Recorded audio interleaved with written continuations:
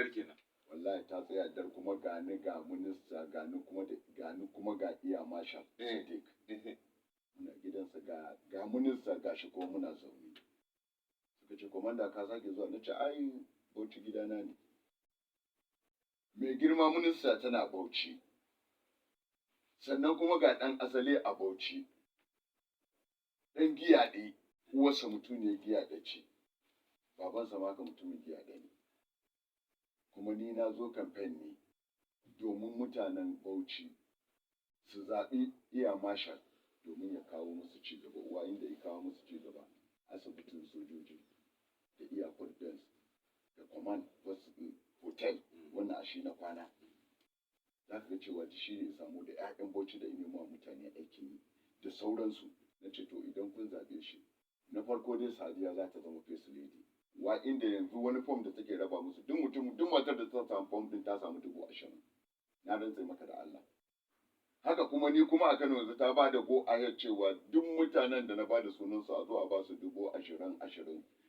SA ɗinta ɗan albarka Abubakar Hashim wanda yake ɗan taramni ne da komanda. Sai ya bugo ya ice komanda mai girma minista ta ba da umarnin mutanenka da aka rubuta kowa a zo a ba shi 20,000 don haka zan faɗi lokacin da washe kake so na ce ko gobe litinin a shirye nake mutane na zan gaya musu kowa izo ya karba taimako daga minista Sahadiya ministan gudunmuwa ministan adalci shi isa ka ga Bauchi ya zama gidana yau dai sai an yi zancen to bismillah a rediyo kake faɗa fa wannan jama'a suna towa rediyo karɓa wannan fam din to su daina zuwa to yau su daina zuwa kuma su daina muku bambuntu yauwa saboda abin da yasa selecting nake yau to kuna jin ga waye i kamata a ba gudunmuwa ina da mutane da yawa duk talakawan Kano mutanen komanda ne amma akwai wannan talaucinsa ya fi na wani to wannan nake tsuntsunta ai sai in nazari wajen yanzu kan na rubuta waɗannan mutane na da wajen sati 3 idan na ga mutum ko akan hanya sai in ce ya sunanka sai ce sunana kaza sai a rubuta tantancewa saboda wannan i cancanta a bashi ban ce kowa bai kamata a bashi ba amma wani ya fi wani bukata don haka su daina zuwa gidan rediyo suna nema ko da waje na ma suka zo idan na ga cewa akwai waɗanda suka cancanta fiye da su ba zan sa sunansu ba zan sa waɗanda suka cancanta domin ba zaɓe nake ba amma dai ina son in ga na taimakawa da mutumin da yake buƙatar taimako a lokacin da ya kamata in masa taimakon wannan shine akidar komanda to don haka Sadiya sai ta ba Abubakar Hashim umarni Abubakar Hashim da zai kira ni zan taho program din nan yace komanda to yaya washe za a yi nace ai ni ko gobe shi ne nake yace to zan faɗa wa waɗanda za su bayar in je in tambaye su inda dama gobe a zo a tara mutanenka wa inda aka tara na farko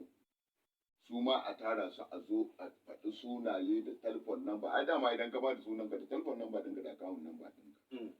amma saboda adalci irin na komanda sai na nemi alfarma a wajen minista an ce nan gida dai wasu da nake rubuta sunansu wala da san ina hanyar banki ma take sai ce to komanda shikenan su je su ba da sunansu da shekarunsu da wata ɗinsu da local government ɗinsu a zo a ba su a hannu na ce to Allah ya saka da alheri minista sannan Abubakar Hashim shi ma isa ki taimako na yace gaskiya ne ranki dare yanzu akwai waɗanda aka rubuta mutanen ƙauye ne yanzu idan za mu ba su sai na ɗebi mutanen mun je ƙauye sannan mu je mu kira sunansu don ba a cikin birni suke ba tunda kaga ba yadda za a yi ɗansu Allah ya wadata su zama ni kuma ban taimake su ba mutanen ƙauye ta ɗaya a Bauchi kar ta tsaya amma kana jin abin da yake faruwa a watan nan me yake faruwa sai alheri wallahi bari in gama wannan gwamnati ai ta rushe an gama gwamnatin PDP haka za ta kai labari ba a Bauchi shi da kansa ya yarda cewa watan faduwarsa zai kama to ina gaya maka ya yarda da haka shi yasa muka ce to tun da wuri ya fara rage kayansa a gidan gwamnati ina koma da shi gidansa abin da suke faɗa mai guri ya zo mai tabarma ina suke faɗa maka shine dokin mai baki haka suke faɗa maka wai ya fi gudu to dama dole ya fi gudu mana tunda ina da baki ai doki na ba za a iya kama shi ba kuwa dan haka doki ne ya marshal ba za a iya kama shi ba a Bauchi ko tsere muka yi shi wannan gwamnan gurgun doki yake da shi ni kuma nawa dan fulenge ne don haka da zaran na ce dokin iska da zaran na ce mai girma iya mashal zo ka hau wannan dokin idan sun tafi da kwana 10 shi idan ya je da awa 1 zai wuce gaban su talaka sun yarda da iya mashal na bauchi malaman bauchi sun yarda da shi talakawan bauchi sun yarda da shi ma'aikatan gwamnati sun yarda da shi yanzu kwanan nan ma wajen mutum 1000 yan fansho waɗanda suka dafa wannan gwamnatin da ta yi musu ƙaryar cewa za ta biya musu bukata yanzu sun koma wajen iya mashal har shugaban yan fanshon gaba daya